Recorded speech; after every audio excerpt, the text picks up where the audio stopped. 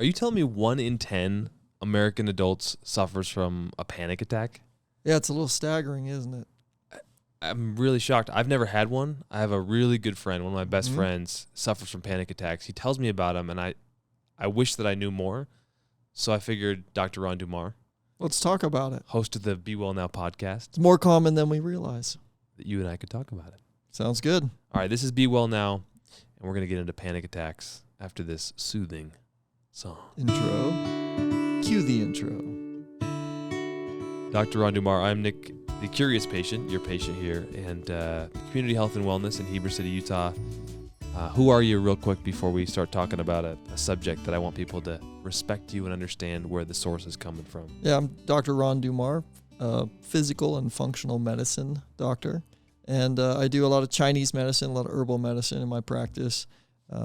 We do a significant amount of internal, but really overall what we practice, it's called integrative and functional medicine. And people come in with anxiety. That's a normal thing, right? I think we all suffer fear and anxiety. That's a part of the human condition. Yeah, it's a common thing. It happens. Yeah. We have fear responses in life, and as a result, our body responds in a physiological way to that, to try to provide an opportunity for us to remain safe. Okay. Being safe is something I think is kind of underrated. Like, I had a friend who moved from California, and he moved to Utah, and I'm like, do you like Utah? Like, you're from Compton, man. Like, it's such a different place, you know? And he's like, honestly, you know, I like Utah. He's like, I feel safe here. Right. And I was like, whoa, I take it for granted to feel safe. Like, how important is that as a human to feel safe? Yeah, we all are looking for a place to be secure, or to feel safe, and to feel like we're not in a threat or a threatening situation. And anytime we are under threat, we're revved up in a significant way, emotionally, psychologically, physically, and it's extremely demanding on the body. It's extremely demanding on the soul. No doubt. So what is a panic attack? What's happening when that occurs? Well, it's super interesting because as we mentioned, it actually is a natural and normal response. It's a perfectly normal response to a fear or a trauma type of situation, right? So something may have happened in someone's life, or they may have a fearful type of situation or setting. Stepping over and looking over a cliff, that's kind of a very basic low-level fear, and you can when you look over that sensation that you have initiates in your heart or maybe in your stomach. You have a little bit of butterflies, and you have to try to protect yourself by getting away from that edge, right? And so that is, in the very basic sense, where what a panic attack is, and the anxiety and the stress that comes in that process as well. It's a normal response. So let's say you see a tiger. This is what we use in throughout medicine a lot. We often say, okay, you see a tiger and you just happen upon one. Well, the last thing you want to do is just sit there. That's what your body's going to tell you. You need to get to safety. You need to get away from there because this tiger is a threat to you. So what happens is your body elicits or fronts a response to try to protect you from the fear, from the threatening situation that you've been presented with. And in order to do that, it has to push sugar to the brain so that you're alert and you're aware and you can make quick and fast decisions. And it has to push blood and sugar to the muscles so that you can be contracting and utilizing skeletal muscles specifically, so that you can be running if you need to run, right? Or that you can be fighting or climbing or using whatever you need to use muscle skeletally to get away from that fear. So this is fight or flight. Mm-hmm. Fight or flight, exactly. Which has no purpose in the everyday world where we're feeling this perpetually and we're not facing a tiger. Right. And if it's like, what is the danger that we're facing? And why is that coming? Where is that coming from? And you know, you look at these symptoms, some of the symptoms that we experience. What's the animal Is it a possum? I'm not sure. Okay, what's the animal that just has that fright response when it's threatened and it just acts dead? I don't know. There's an animal that does that. Comment down below. They'll let us know. You guys let us know. It's there. It's come to my mind just off the top of my head here. Right. Let us know what that is. But there's a response, a threat response that an animal has, and it'll just play dead. Okay, and you can imagine the way a person feels when they feel that threat response. I almost look at it this way. It's like they're paralyzed in fear. They're paralyzed in fear. And so some of the symptoms that people will feel is their heart. First of all, your body has to get more blood to where? To the brain and to the skeletal muscles in case you have to run or flee. So the heart has to work harder. So people will often feel like noticeable pounding in their heart, almost like their chest is constricting and their heart or chest walls might burst. They feel lots of pressure. People will frequently misinterpret a panic attack as a heart attack, or they'll think they're having a heart attack. And literally people have described the sensation as like sounds being different. Like right. Things sounding differently, almost like you're in a tunnel and you hear the hoo hoo, right? And everything's just enclosed and encased when you're in that tunnel. Things looking differently, colors, they see colors differently, and just all of these perceptions, the perceptions of your environment, are honed in such a way that it's different. Things are changing in a dramatic way, and it's so overwhelming that patients often develop this sense of impending doom, as if this is their time and this is the end. Because I feel bouts of depression and anxiety, like I worry a lot about the future, but I've never had a panic attack. So to not have experienced it, I'm sure if folks out there have, or if they know someone who has. If you haven't experienced it, it's interesting to hear this, and if you have, you know all this. But yeah, some symptoms that we wrote down: pounding heart, lightheaded, sweating, trembling, nausea, tingling or numbness in fingers and toes, which that sounds terrifying. So these things come on, it's probably even scarier, because then it's like, what's happening to me? Yeah. All right, so obviously we want to meet people where they are. If you're having these issues, how important is it to understand the why, and then how important is it to understand how to deal with this in the moment? I know it's probably all mixed up together, but one thing we wrote down is that there's a list of things you can do about it. Absolutely. We sort of planned this out so we're not in a sort of all over the place kind of, discussion, but we've had ones like that before. Yeah. Do you want to go into the what to do about it if it's happening, or how to prevent it? Like, what do you think is most helpful to someone who might be suffering from panic attacks? Well, I think it's important to understand, again, as we've said, that it is actually something that your body is doing, that has been a natural response that your ancestors have benefited in a very safe way from for generations, for millennia. Okay? So I think that's an important thing to realize. So when you are feeling this response, it's something that is a natural response in the body. And I'm not saying we should encourage it to happen. What I'm saying is that if there's a threat and a fear, your body will naturally move in this type of a direction because it wants to keep you safe.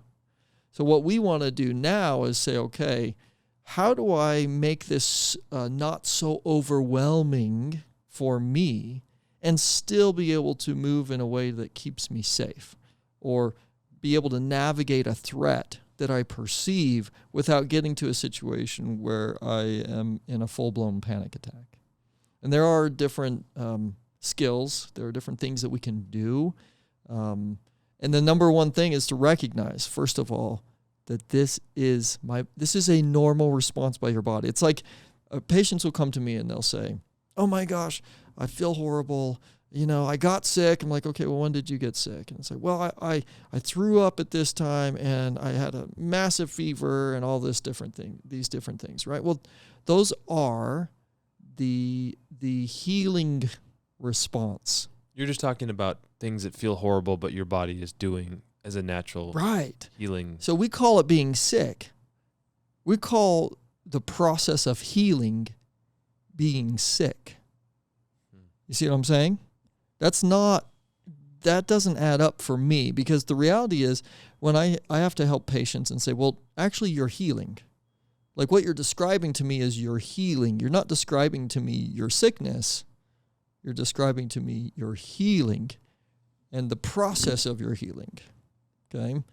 And so that's a very important thing to recognize, is that your body acts in a way to protect you from harm or future threat.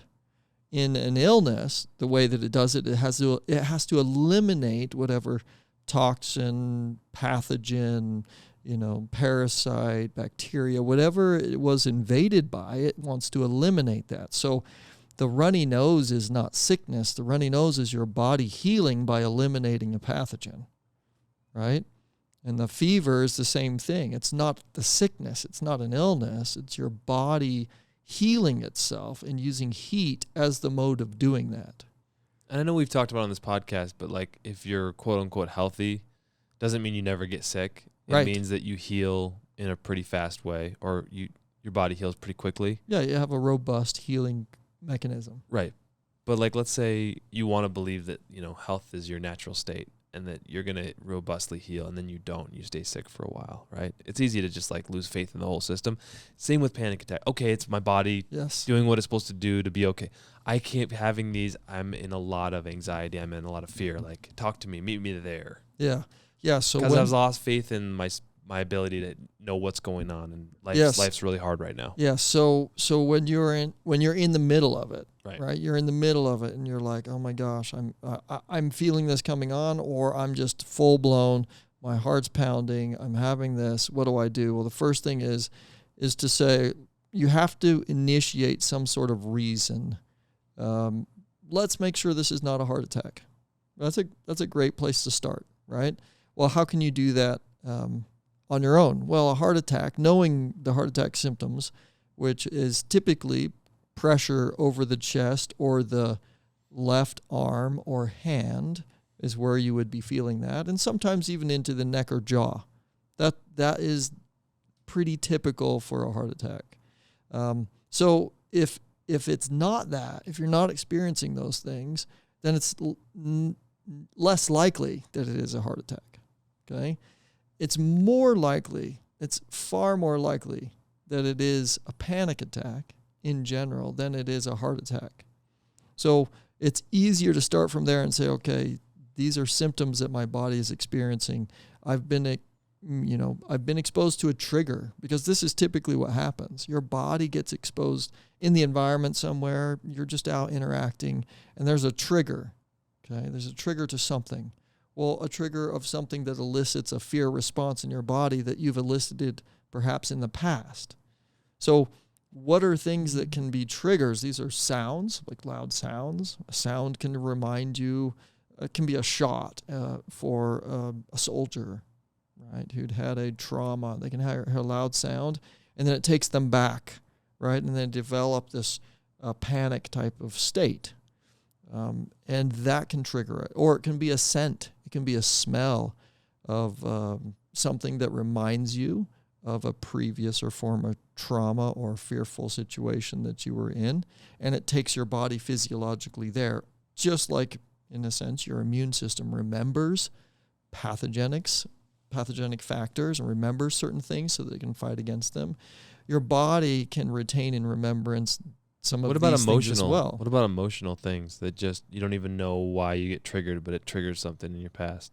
Yeah, well, so this is what we're talking about, right? It's like there's a smell, and then all of a sudden, your emotions are overwhelming you, right? Right, but it could just be the way someone talks to you, or like absolutely. That's what I'm saying. You don't even, or it could be someone's presence. Yeah. Even, right? And they could actually, their domineering style, or maybe not their domineering style, but the way they behave, right? Or something they said could trigger you. And they're not even intending to. They're just interacting and engaging in a way that would be normal for them to do that. And it engages you. Now, the emotional center of the body, this is the response to this, right? So it's whether it's a sound or a scent or an image, right? Or something that you see a conflict somewhere, right? And it all, these type of scenarios can draw up for you and basically like a emotional response that you can have in the body. So the amygdala in the body is your emotional center. And the amygdala is going to bring in all of this information, and then it sends a signal to the hypothalamus, which is like the command center for the body. And the command center, the hypothalamus, is like, oh my gosh, we have a very charged emotional state right now. We have a very charged emotional problem that we have to deal with. So we're going to send a signal to the autonomic nervous system, to the fight or flight system, to begin to dump cortisol into the blood and to dump sugar so that we can get that to the brain and to the muscles, and then the heart starts pounding, right? And then all of a sudden this person who saw something or smelled something or heard somebody say something, right, was triggered, and now they're in a panic attack. And that's one of the interesting things, I think. We didn't mention this earlier, but the panic attack, it is a normal physiological response to fear, but it's typically at an inappropriate time. Right. Right? Like if someone's chasing you and it's dark and you're in the middle of a dark alley, and that's a pretty normal time to have a panic attack or to feel these sensations, right?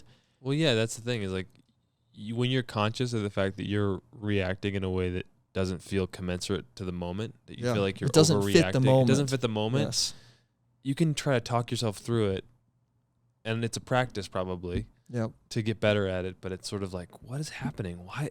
Yeah, and it's hard too because the brain is so laser focused.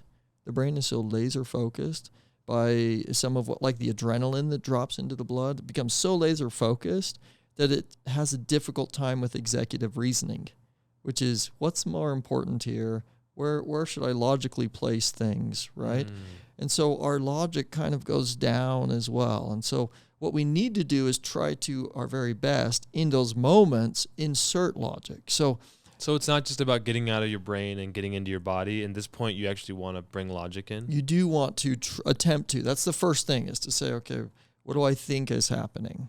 Right? Recognize for what it is. Yeah, and if you're spinning off into more fear and you can't get past that, then there are other things that we would tell you to do in addition to it anyway. And maybe you start with step 2, okay? So the second step that I like to tell people is to say, console the mind, okay? So consoling the mind essentially is bringing me and reassuring me that I'm in a state that my body is naturally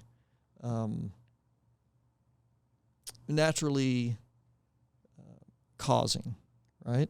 And that I can also naturally come out of this state. Okay? So just like my body had the capacity to elicit this state, my body also has the capacity to relieve this state. Okay? So it's not one or the other.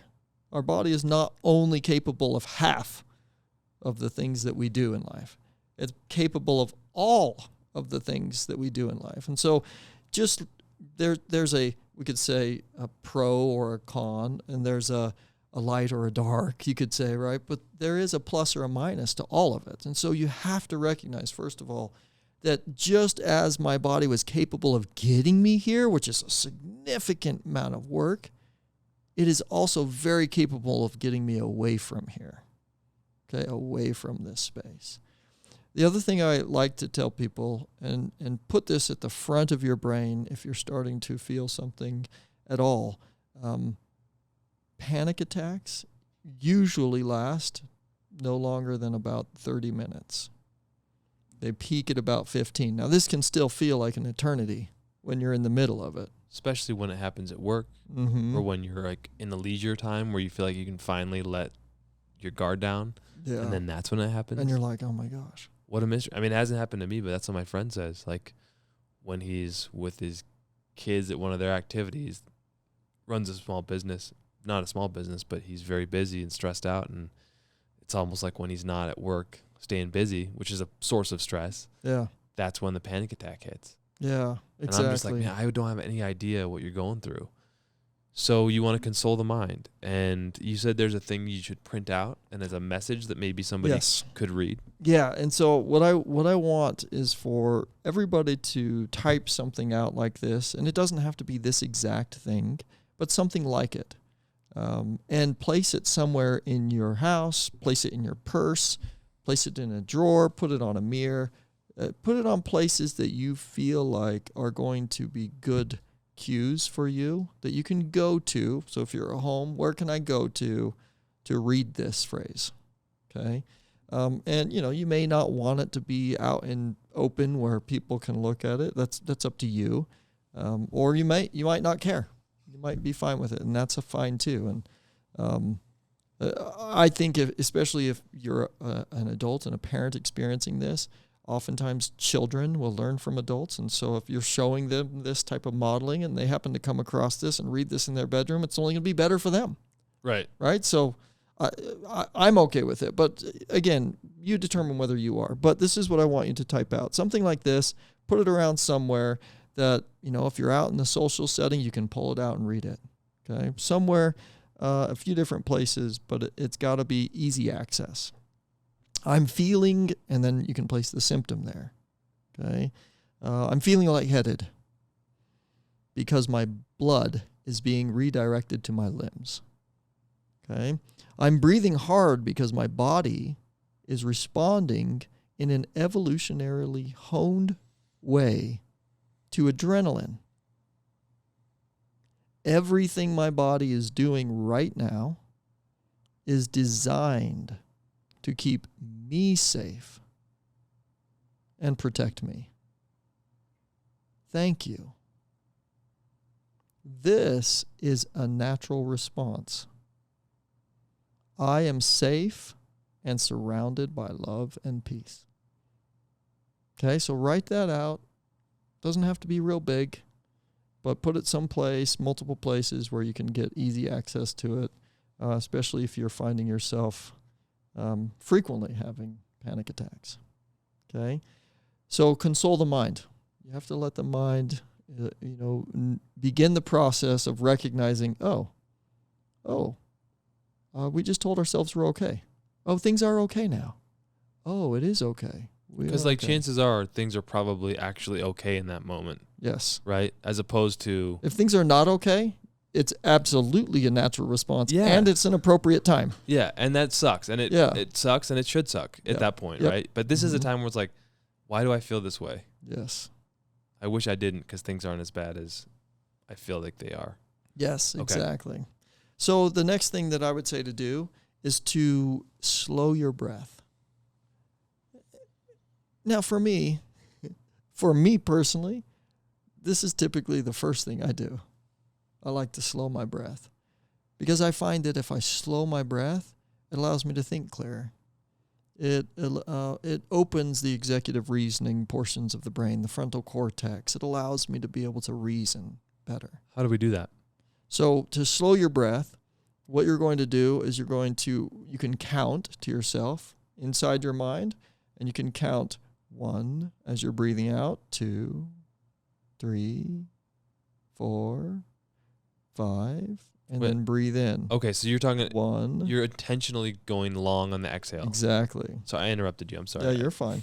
And then breathe in 1, 2, 3, and then you can breathe out again. 1, 2, 3, 4, 5. Okay, and then in 1, 2, 3.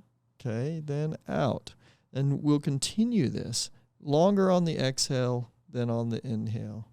Now, if you can't remember that detail, simply remember the detail of slowing your breath, meaning I want to sustain an exhalation for a longer period of time, or as long as I can.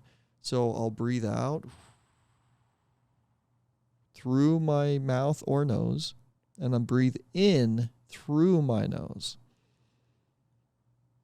And try to sustain that. Try to pull it into the lungs. Try to pull it down deep into the diaphragm. And here's an interesting thing about your body is that the vagus nerve, deep breathing stimulates the vagus nerve. nice controlled breathing stimulates the vagus nerve.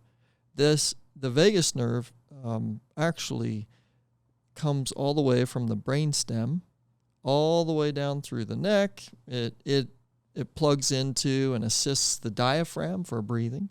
It also assists a lot with our digestion.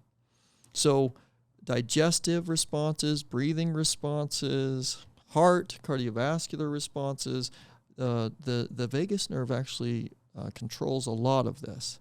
But when we breathe, the vagus nerve elicits a response or sends a signal to the body that things are okay again, that things are okay, and that it can begin the parasympathetic work again. So the parasympathetic work essentially is like all the stuff you do without thinking about it. So your heart, you don't really think about expanding your diaphragm. You don't really think about your digestion. All of these things, these are very vagus nerve centered. And so by stimulating or slowing that breath down, we're sending a signal. So that's something we can control, right? We can take control of our breath. We may not be able to take full control of our digestion or our heart rate, but we can take control of our breath. And we can say, okay, I'm going to slow this piece down. And if I can slow this piece down, then that can have a side effect or a delineating effect upon my intestines, right? My digestion, and then also an effect on my heart. I begin to calm my heart rate, my heart rhythms. So by controlling our breath, we do all of that. Another thing that I like to do and recommend for patients is tapping. I had a boy yesterday come into the office. I say a boy, he's a man. He's a returned missionary. But his father had experienced a heart attack while he was away. He was in Brazil. And he was doing great, hadn't had any problems. I think he had like 2 months before he was ready to come home, and his father experienced a heart attack. For him, this set off this panic of, where's my dad? I can't be near my dad. Can I talk to my dad? Is he safe? Is he going to be okay? Is he going to die before I get home? My dad's my hero, all of these different things. And this panic began to build in him to where he developed a panic attack. He had a full-on panic attack and then had struggled with panic attacks for the rest of his mission and with anxiety. And we're working on a plan with him right now. But one of the things that I wanted to teach him was tapping. And I showed him tapping yesterday. And essentially the tapping, we start at the top of the head, and we tap right at the top of the head, and then we just move forward to between the eyes. And then you choose one of the eyes to go around. And come right back to the center point, and then under the nose. And under the lips. And either side of the breastbone, so you'll hold your fingers like that, either side of the breastbone, and down, all the way to that pointy bone at the bottom called the xiphoid, and then back up the manubrium to the top near the base of the neck again, and then right back down to the bottom. And then I chose my right eye to go around, so I'm going to go to the left side of my chest, to that mid-axillary region, just under the armpit, and tap all the way up into the armpit and then down my ribs and back up. And you'll notice that certain spots there may be a little more tender than others. Some of those spots that are more tender, I'll focus on for a moment and just tap some of that away. Those areas that are more tender is a signal of tension and anxiety that you're holding in the body. And when you have anxiety and tension, it causes some restriction along the chest, and you can hold tension in your muscles. And so that can become real sore and achy and painful. And so if you just tap that stagnation and that achy and soreness away, then your body begins to receive these signals that everything's okay, that the stagnation can clear. And it's like resetting your central nervous system. So tapping is a very effective and efficient tool for anxiety, for stress even. It doesn't have to be panic attacks, but on every grade of anxiousness and stress as well. But certainly they'll be effective for people suffering with panic attacks. I had another patient, this was several years ago, and she was on her way to the ER with a panic attack. And she said, look, you've told me before that acupuncture can help and benefit with this type of thing, and I feel like I need to go to the hospital right now because my heart's like beating out of my chest, and you know, I do feel like something here in the base of my neck. And I'm like, okay, are you feeling anything into your arm? And we talked just real briefly about it, and I decided she was probably a good candidate for acupuncture and to bring her back into a room. And we just laid her down for a second and talked to her, put some needles in. I tapped the points, had her do some slow, deep breathing while I tapped, and then I let her rest for about 15, 20 minutes. And it was gone. And since then, I saw her, how long ago was it? I saw her just not too long ago, but she hadn't had a panic attack. She still had the anxiety, but she had tools. Some of this stuff doesn't go away. You have tools, and you know. So she hadn't had a panic attack for 5 years. So that's awesome. I mean, I love acupuncture. It's something that sometimes I don't have words for, but you know, it is a nice respite, if nothing else. Absolutely. And there's a million other reasons why it works, but you say it trains your body to understand what it feels like to just be at peace or calm, and that's a practice that your body like a needs. Coach, yeah. Yeah. So there's many layers to acupuncture, but if you haven't tried it, what are you waiting for? If you got this far and you're listening about panic attacks, like, might as well. Your world depends on you to be well now. Exactly. Hopefully you've learned some things, and we've all benefited from this today, and we can come better in the future. Love it. We kept that almost at 30 minutes. That's good. Yeah, it's good. If you have any more questions, bewellnowpodcast@gmail.com. Of course, they can find you at Community Health and Wellness, chwheber.com. chwheber.com. All right, thanks, everybody. Namaste. Namaste.